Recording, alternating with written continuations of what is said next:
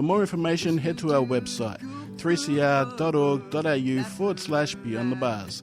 So make sure to listen in and support our brothers and sisters until they're home again. Back good times, the bring tears to my eyes. Do the old ones really try and talk to me? Or is it my mind playing tricks on me? Slavery is back. Welcome to a place where private business profit from a captive labour force, yet pennies are spent on medical services to a population in which the Indigenous, the poor and the mentally ill are overrepresented. Where isolation, humiliation and degradation are facts of life. Welcome to prison. It depends who's telling the story, I suppose. The prisoners would have one view, the people who work in the prison system would have another, and I think it's up to people to decide where the truth is. Give government propaganda and the media spin doctors the flick. And check out Doin' Time for news, views and tunes on prison issues from Guantanamo Bay to Christmas Island to prisons and detention centres everywhere. Every Monday at 4 p.m. on your community radio 3CR. We are still fired up and we're still talking about revolution. Hello and welcome to the Doin' Time show. This is 3CR Community Radio, 855 AM on the dial, streaming live on www.3cr.org.au. This is Marisa and we'll be taking you through until 5 o'clock this evening. And today is a very, very special broadcast celebrating Naidoc Week. And we're going to be interviewing, first of all, Staci Piper, who is the chairperson for the committee. But she also is a very powerful Aboriginal woman and mentor for others, I believe anyway, judging from the short time that I've spoken to her off air. And I stand to be corrected on that. But anyway, we're going to be interviewing her shortly. And she'll tell us what land she's on and give an introduction about herself and then speak about Naidoc Week. And then after that, we'll be speaking with Sam Watson, who is a regular guest on our show and a wonderful Aboriginal activist and warrior from Queensland, and he'll be giving us some info from his neck of the woods. And and we'll be hearing throughout the show for different events and perspectives. Hello, Staci. Welcome to the program.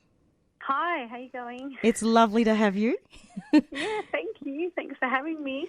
That's great. So, first of all, Staci, I'm wondering if you could just tell us what land you're from.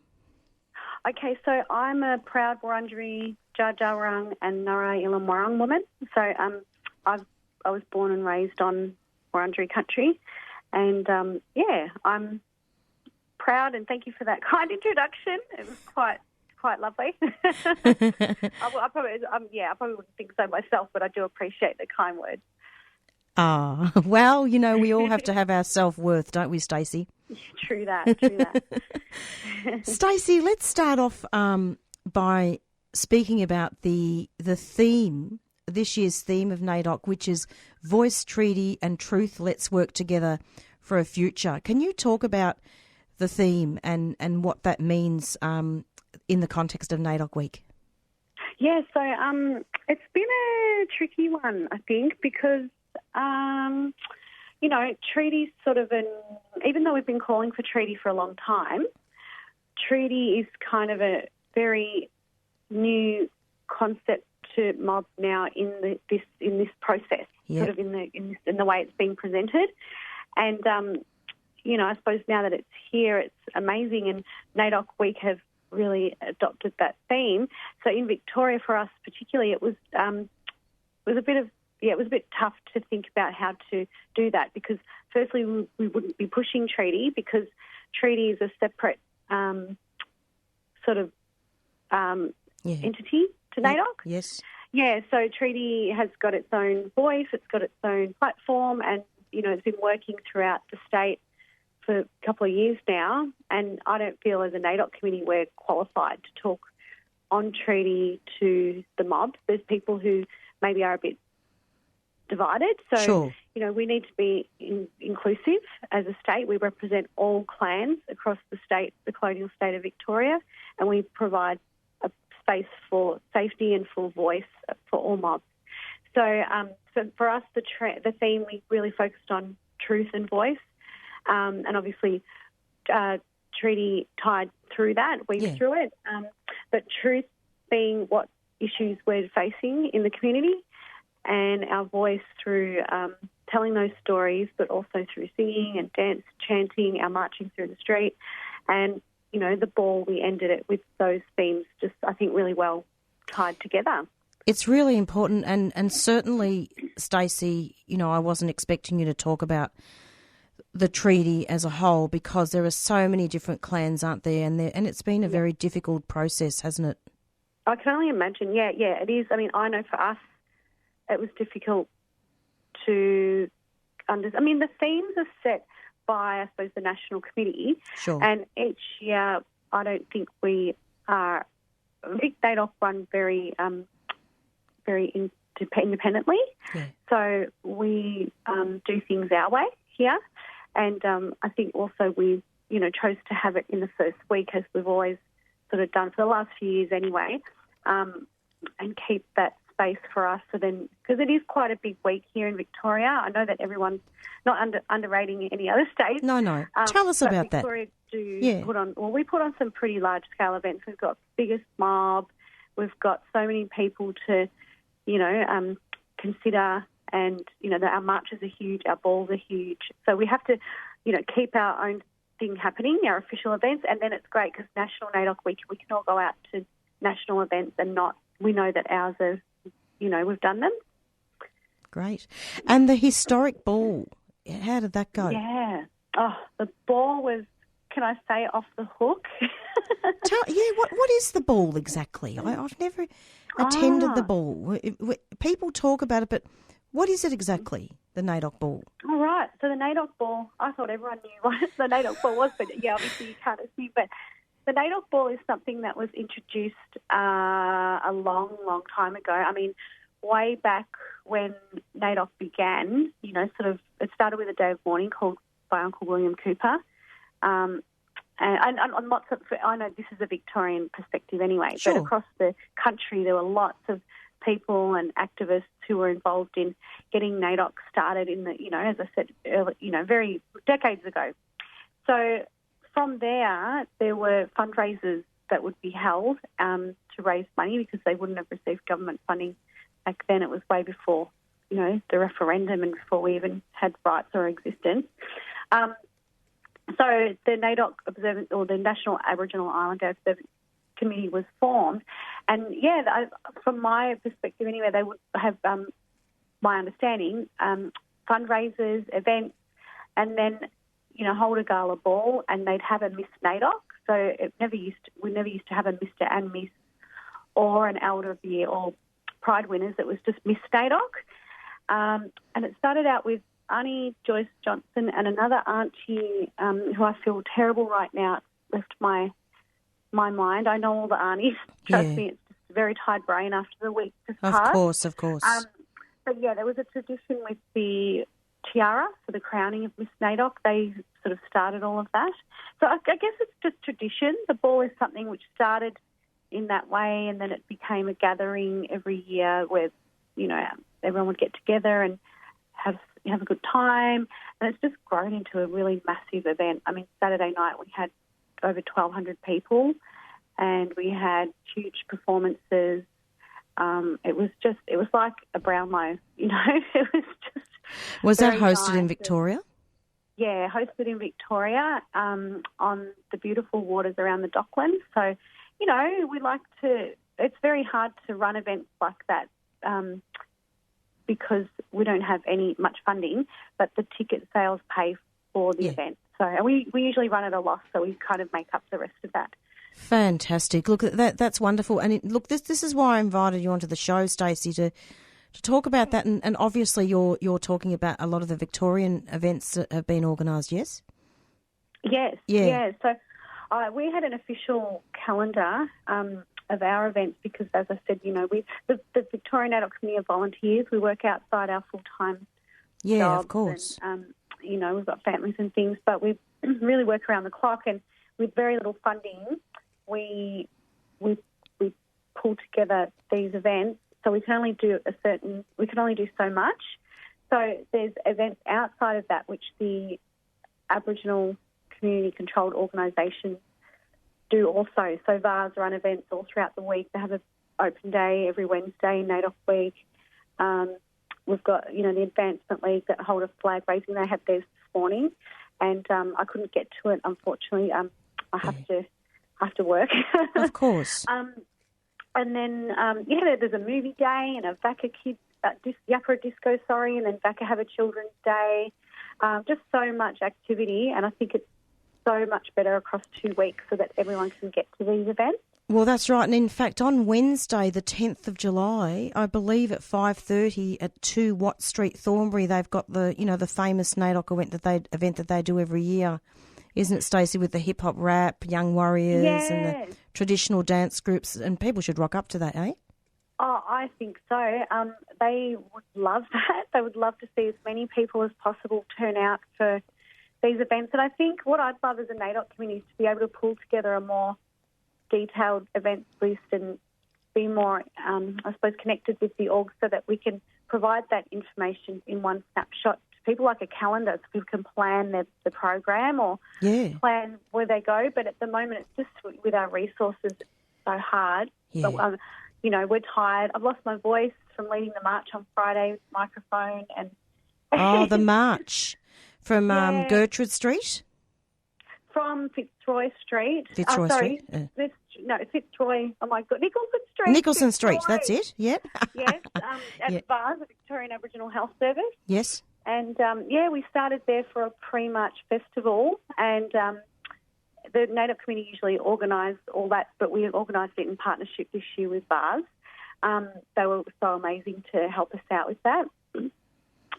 So we started there. We had, some face painting and just, food, coffee vans, some stalls. So we sell Naidoc jumpers from there every year. And again, that's just to cover costs of the jumpers and a little bit of the ball. But otherwise, there's no, it's all for mob, basically.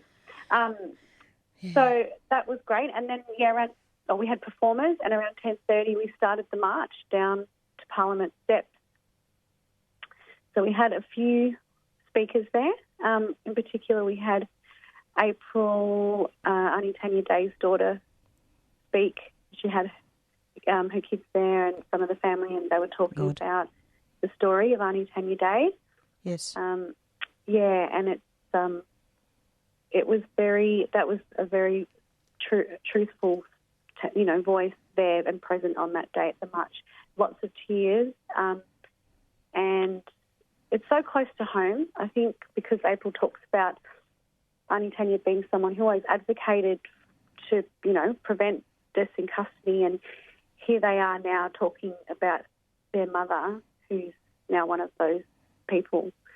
And it's absolutely. terrible. It is terrible, and indeed you and I were talking about this very topic about half an hour ago, Staci, weren't we, about how it's so important to be able to get rid of the law of public drunkenness, and that if Aunty Tanya had been in a safe place, she may be still alive today.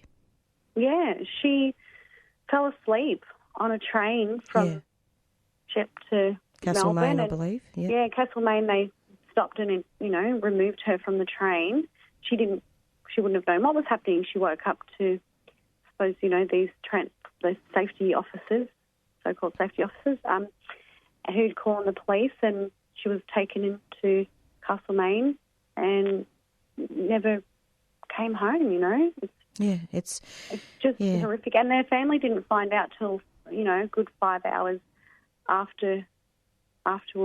And, she'd received some pretty serious head injuries.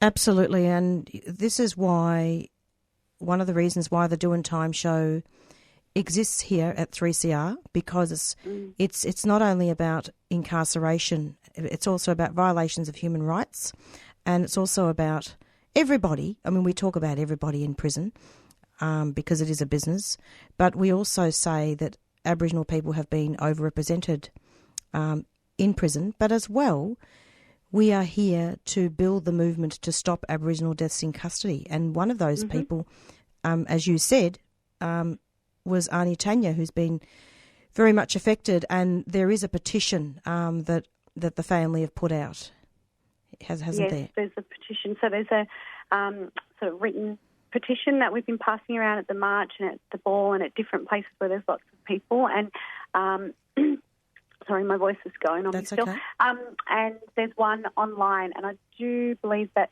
3CR has information about that online. Yes. I did just speak to April, and she'd love to come on the show at some stage.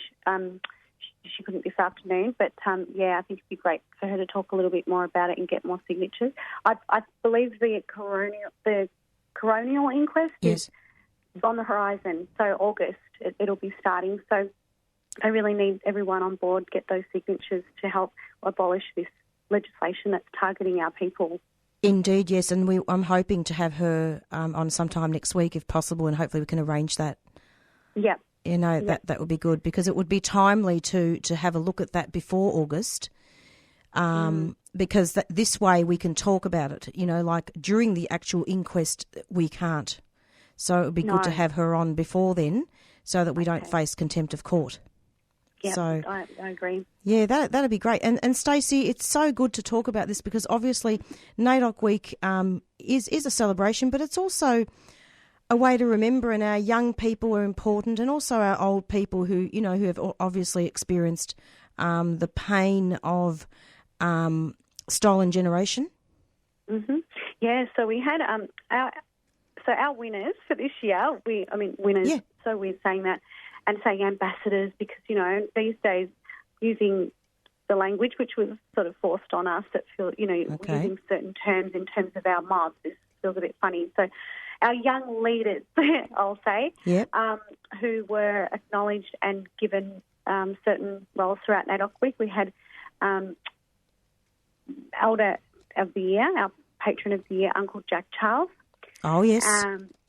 So that he springs to mind, because he's obviously, he was one of the victims of the stolen generation. Yes, so he's been on our show heaps of times, actually. Yeah, right, okay. Yeah. And again, I don't like using the word victim, because he's no survivor. Survivor.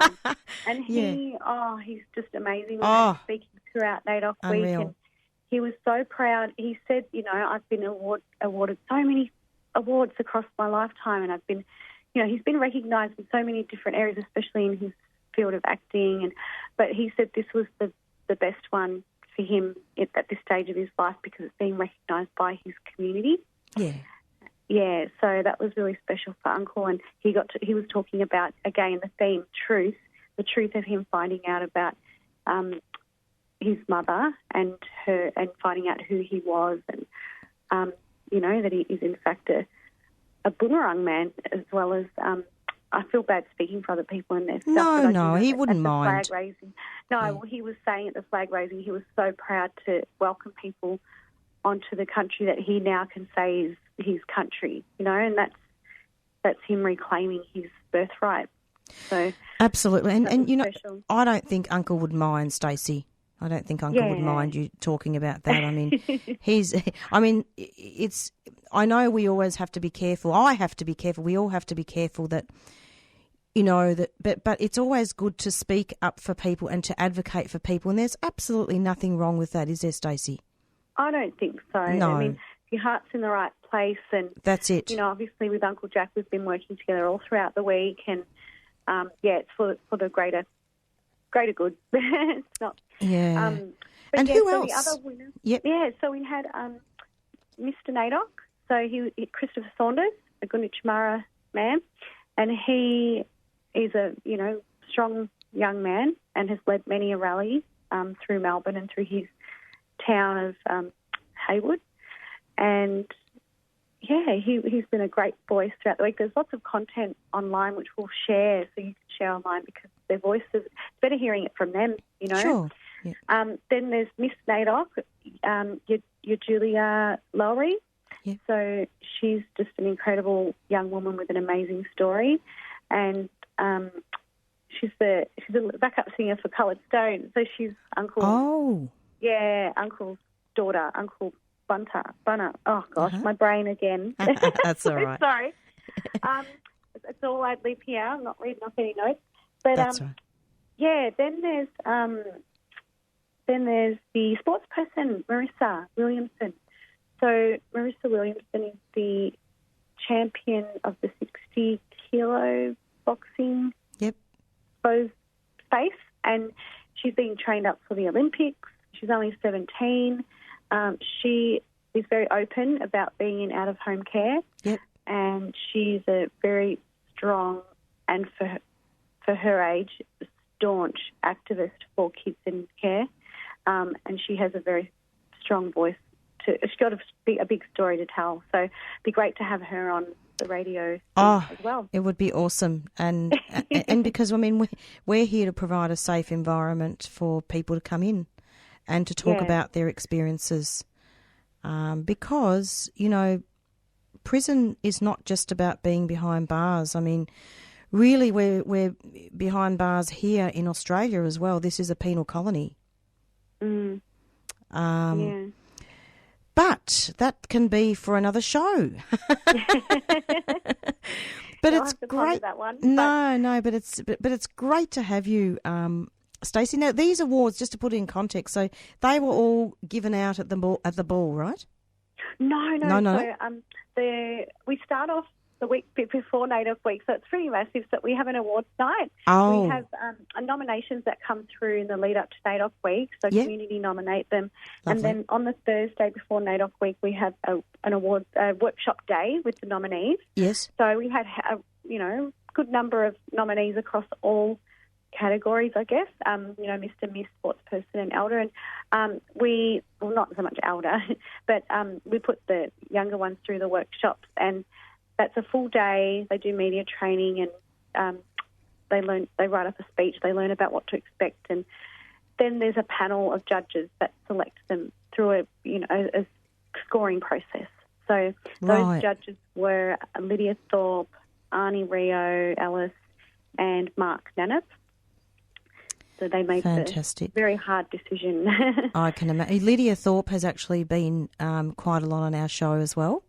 Oh, right. Yes, Another she's big, strong voice. She's a very strong woman, and in fact, there was a candlelit vigil actually near the Stolen Generation Memorial Monument about a month ago to honour the people that have died in custody, and there are lots of warriors of Aboriginal resistance were there, and Lydia and April, and they gave a few speeches, and we lit candles. I remember seeing the candles in a big shape. It was it was absolutely beautiful. It was absolutely beautiful.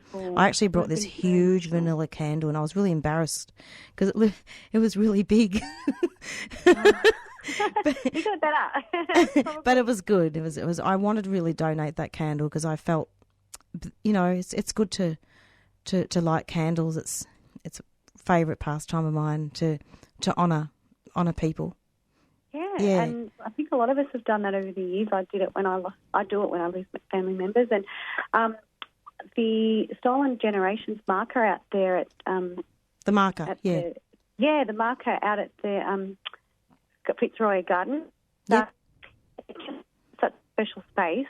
Yes. They had. I remember when they launched it, but a beautiful artwork by Rico Rennie, and Jason Tammer is the guardian of the space. I love seeing his posts. Absolutely. Protecting it. But no, it's just a very special spot. So to keep going back there and having these vigils or having certain events would be, I think, a great thing to keep going.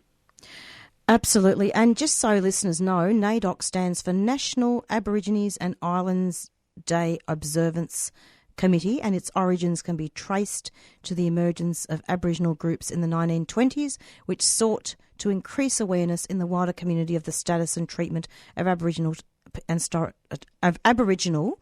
Torres Strait Islander Australians. I just thought I'd put that bit in just to educate listeners in case people have just tuned in. Yeah, definitely. That's great info.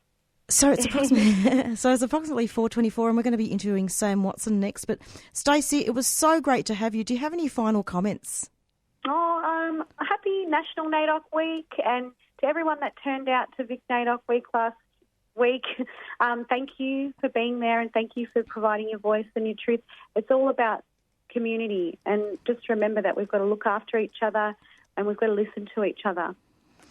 It's very, very true. We have to, and that includes obviously non-Indigenous people as well, that we all need to help each other and to share. Yeah, absolutely. And then we can move forward with a treaty. Great minds think alike. Thanks, Marisa. Staci, thank you so much for coming onto the program, and it's great to have you. Thanks so much, and you take care. You too. Thanks. Thank you. Bye-bye.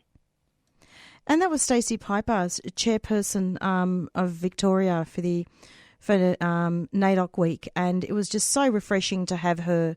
To have her and to talk about some of the Victorian events that have been going on.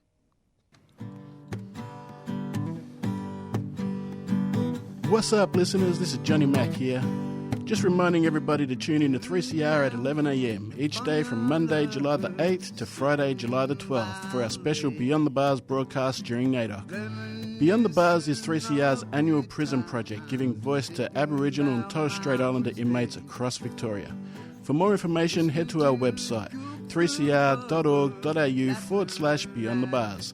So make sure to listen in and support our brothers and sisters until they're home again. Back good times, to bring tears to my eyes. Do the old ones really try and talk to me? Or is it my mind playing tricks on me? And that was Kev Carmody, River of Tears, and it's just a great song and really highlights a lot of issues around police and the long-standing relationship between Aboriginal people and police and colonisation and indeed pre-colonisation. And we're going to be now, and although hopefully there'll be improvements around that, we're going to be now speaking very shortly with Sam Watson, who I'm hoping will speak about the history of Naidoc Week and perhaps talk about what's been happening in Queensland. There are so many people to interview, but I thought that these, Staci and Sam, were really important to interview today. It's not too late to donate. It's not too late to donate. It's not too late to donate to 3CR Radiothon 94198377 or check our website 3cr.org.au.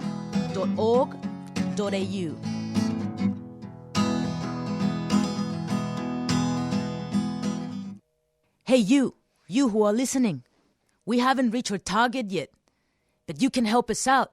Log into our website 3cr.org.au or call us on 94198377 and give us some support. Help us keep running this radio for another year. We need you. And you're back with the Doing Time show, and that was Monica Waitman, and beautiful Torres Strait Islander musician. I had to fade that out, unfortunately. Sorry about that, listeners, but we don't want to run late, and this is our special Naidoc Week broadcast. Hi, Sam. Welcome to the program. G'day. How's it going? Great to have you. Happy Naidoc Week. Yeah, and you mob down there? Absolutely. And in fact, I was just talking to someone from the Victorian mob, Wurundjeri woman, and she was the chairperson and was talking a lot about the events that were happening here. Yeah, no, it's a big time of the year for all our mob right across the countryside. So we're pretty flat out up here with all the different events and flag raisings and everything. So tell us about that. What's going on? Oh, this morning, for example, we did a flag raising up at one of the hospitals, and all the little kids came along from the local preschool, and then we did another big meeting down the town. So, like I said, there's things happening all over the place, and right the way through this week. But even in the next week, and through the month, it did start a little while back as one day of the year, but then it became stretch out to a week, and now it sort of runs over a month, I think. So there's something for people to do right across the landscape. It's pretty important, isn't it, for non-Indigenous people to celebrate Naidoc too, isn't it, Sam? Oh, absolutely, because Aboriginal and Torres Strait Islander cultures, they're a very inclusive culture, and our elders want to draw people into our stories, want to draw people into our song lines so we can share the experience, to share the Indigenous perspectives, because that will teach us all how to feel better about each other and how to feel better about caring for country, caring for the sea, caring for the land and the airs and the trees. So that's what our culture is all about, just becoming part of those natural cycles. And it's always been that way. And that's why when we go to do these events, we particularly impress on the little ones, the young ones, that in a few years' time, they'll be the ones who are going to carry those stories forward into future generations. So it's really important that we prepare them for that. And this morning we spent a lot of time talking about trees, how important trees are to our environment, and how important trees are for our song lines, because trees carry memory. So when you see those ancient trees, 300, 400, 500 years old, those trees are there long before white fellas come out of the eastern seas, and that's right. Those trees saw it all. They saw all the songs, all the ceremonies. They saw all the tribes gathering. So it's just great to, when you go on to the country, just to reach out and touch those trees, because you can feel the vibration of our people from many, many hundreds of years ago. Absolutely. And in fact, I was having a look, Sam, recently about the history of Naidoc Week. It's very interesting. You know, it talks a lot about I know it's celebration, but it talks also about the day of mourning as well. Well, that's right. I mean, even before the day of mourning in 1938, you had great leaders like Uncle William Cooper from Cummeragunja, who was talking about the need for a National Aboriginal Day, and that was back in the 1920s, and that became one of the important things that people were talking about in their meetings, and then the lead up to the day of mourning in 1938, and again after the Second World War, and then the lead up to the establishment of the first national organisation, the Federal Council, and that came about in 1956 over in Adelaide. That there was still this urgency amongst our elders. They were saying, look, our culture is under real threat.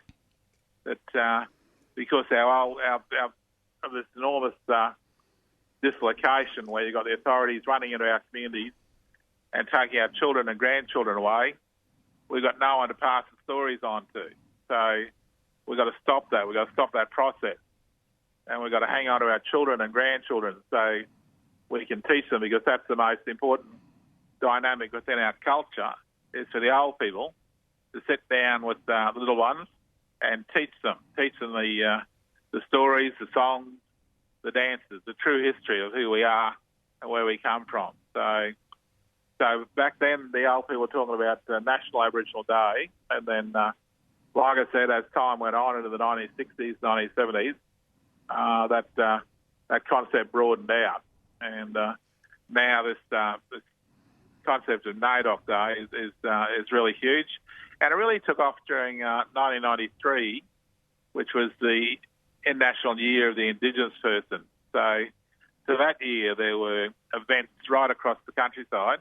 Here in Brisbane, we had a massive march, and we not only had a reconciliation process and apologies from non-Indigenous authorities and groups, but also our own people sat down with each other and worked out a lot of community business as well. So it's an important time of the year, And here in Musgrave Park on Friday, the 12th of July, we'll again be coming together as a community, and we put all that bad business to one side, and we sit down as a community. We show respect for our old people, and we spend a lot of quality time with little ones, with the children and the grandchildren, because, like I said, they're the ones who are going to be carrying the stories forward into the next decade.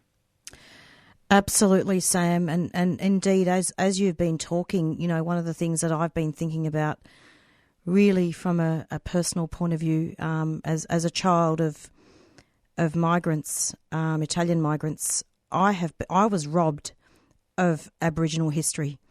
I was told in year 9 and 10 that Aboriginal people were savages, but I never believed it. And you know, as I grew older and I was able to have access to books and speaking to Aboriginal people, I understood, but I always felt comfortable.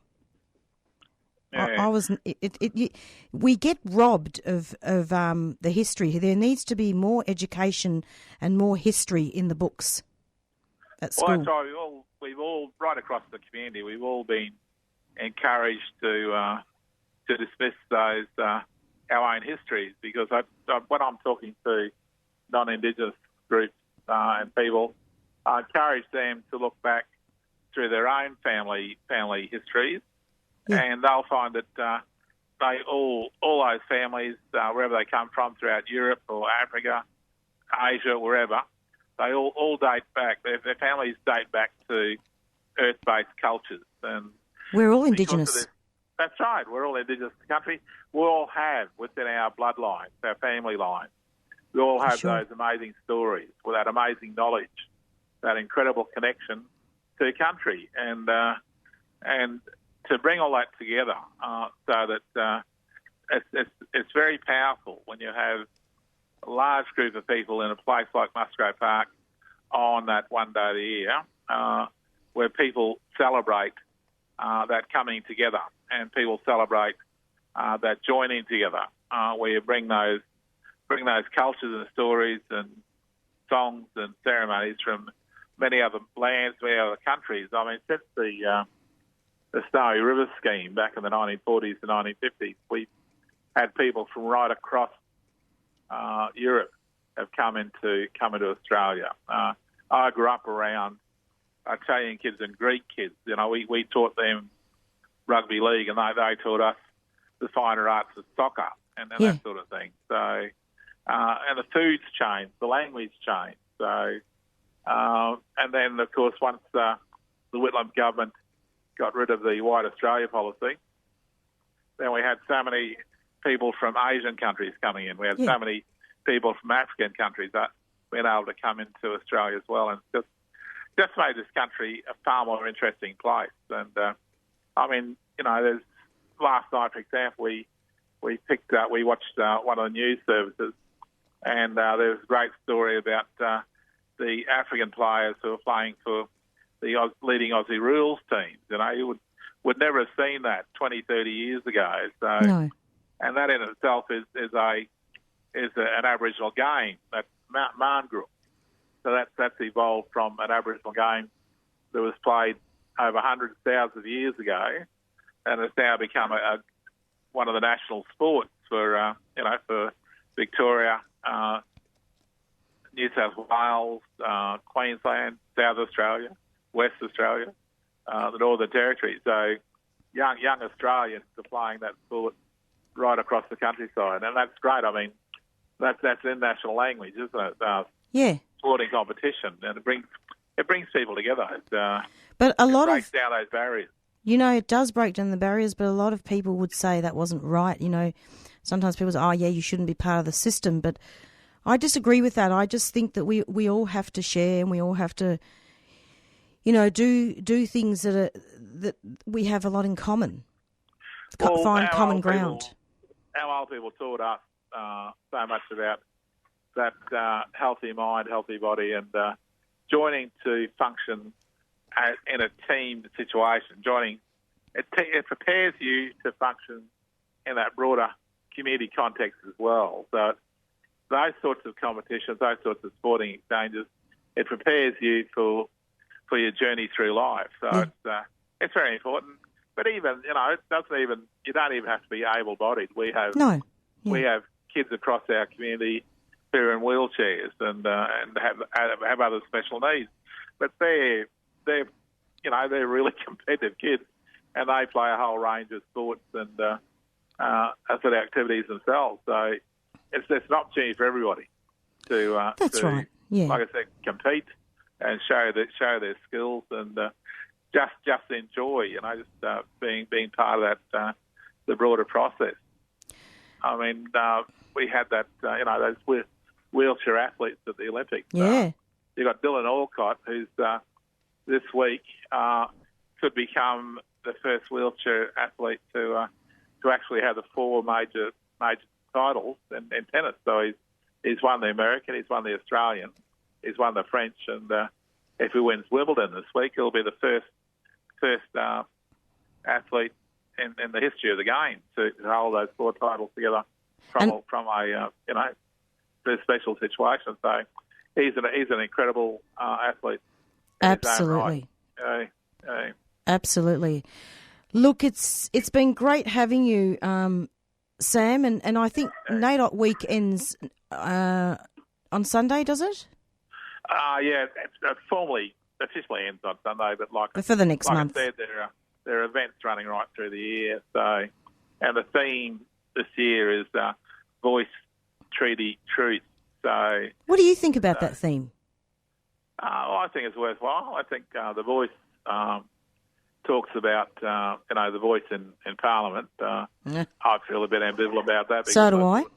I thought the ATSIC model could have been reviewed and offered again, because that got a lot of Aboriginal and Torres Strait Islander people voting and participating in the regional council election. So I really do think that we should have an ATSIC model so that we can have genuine determination of our own decision making. So that's the voice part of it. Then you got the treaty and the truth. I think treaty is critical. I think there has to be a treaty between the 500 nations and the British Crown, and that process is already well underway in Victoria. So that's the start.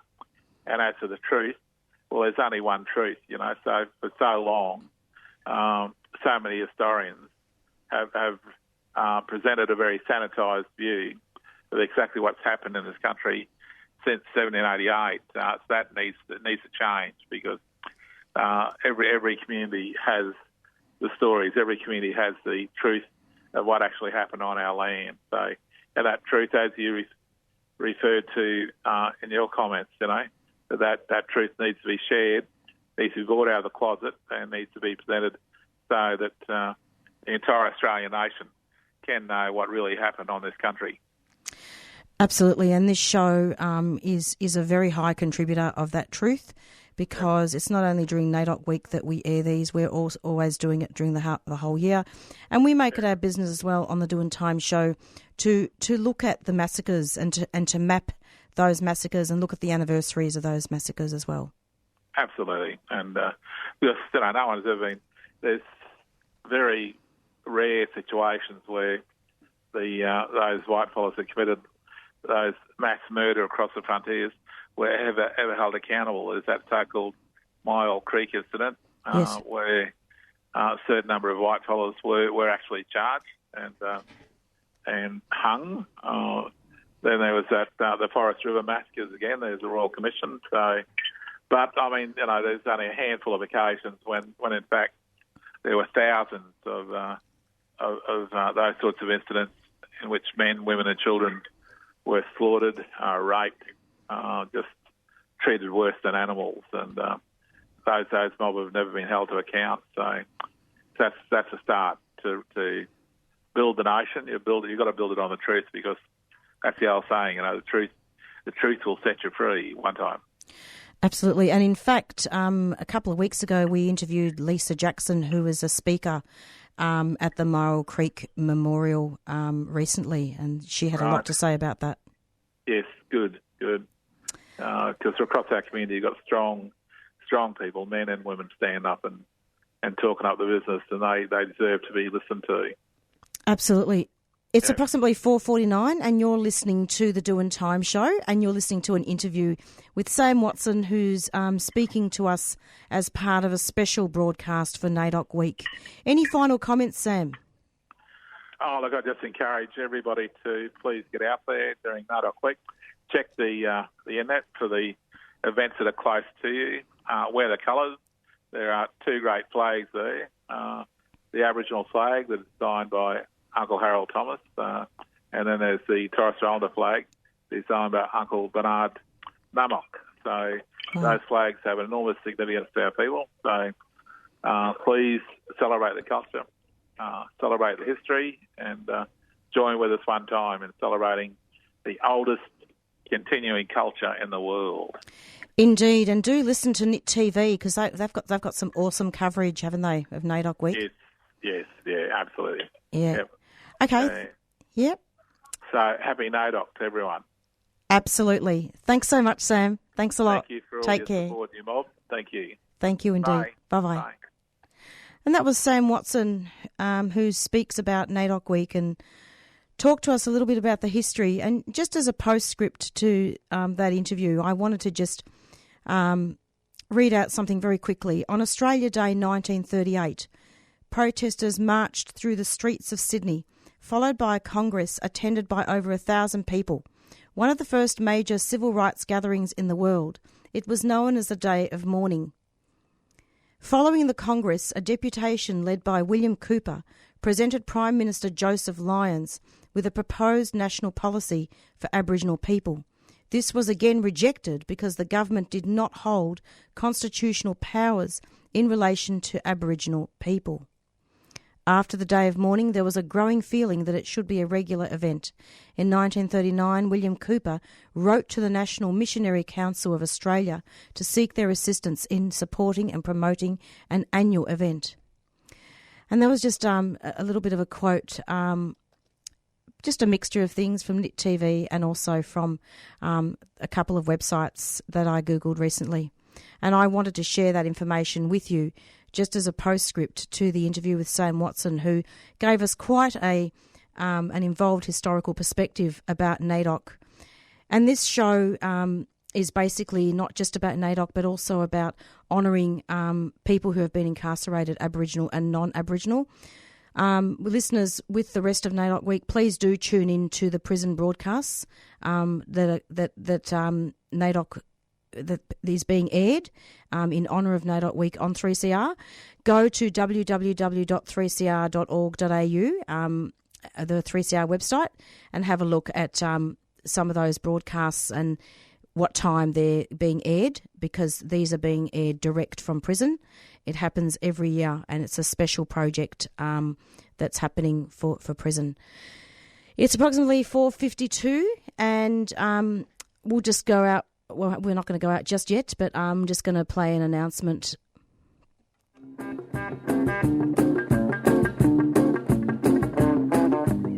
We know you love our 3CR Radical Radio t-shirts, and so do we. They're 100% cotton and Australian made, and you can get one for just $30. They come in black, dark grey and a cool light grey.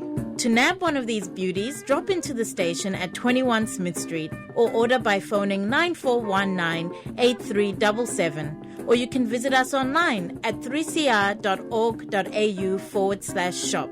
Come on, you know you want one.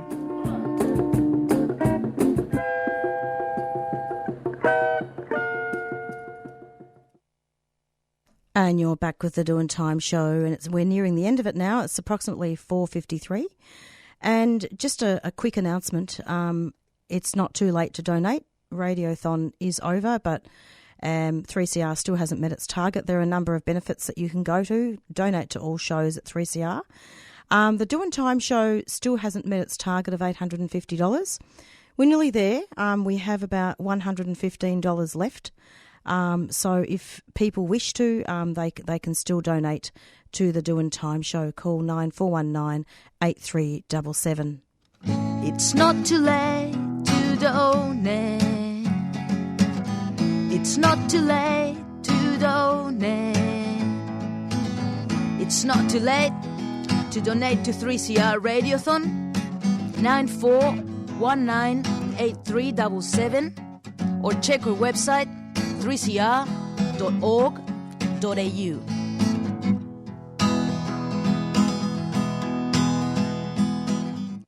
Hey you who are listening, we haven't reached our target yet, but you can help us out. Log into our website 3cr.org.au or call us on 94198377 and give us some support. Help us keep running this radio for another year. We need you. Indeed we do, and you're back with the Doing Time show, and it's approximately 4:55. And we're going to be out of here in 2 minutes. We've got Beyond Zero up next. Thank you to our guests. Thank you to Staci Piper, who is the chairperson of Naidoc for Victoria, for coming and being interviewed about not only Naidoc Week but also Aboriginal deaths in custody, speaking in particular about Aunty Tanya Day, and our hearts go out to her children. As you know, her inquest is coming up soon, not only to be able to determine what happened, but also for Daniel Andrews, calling upon Daniel Andrews to get rid of the law of public drunkenness. She might still be alive today. So we're going to be going out pretty soon with our theme song Black Fella, White Fella by the Rumpy Band. Beyond Zero up next, as I said. And tune in at the same time every Monday from 4 till 5 for the Doing Time show. So it's goodbye from Marisa, and we've got about a minute left. Thank you so much, Rob, for producing the show and for making it run smoothly with all some of the tech stuff.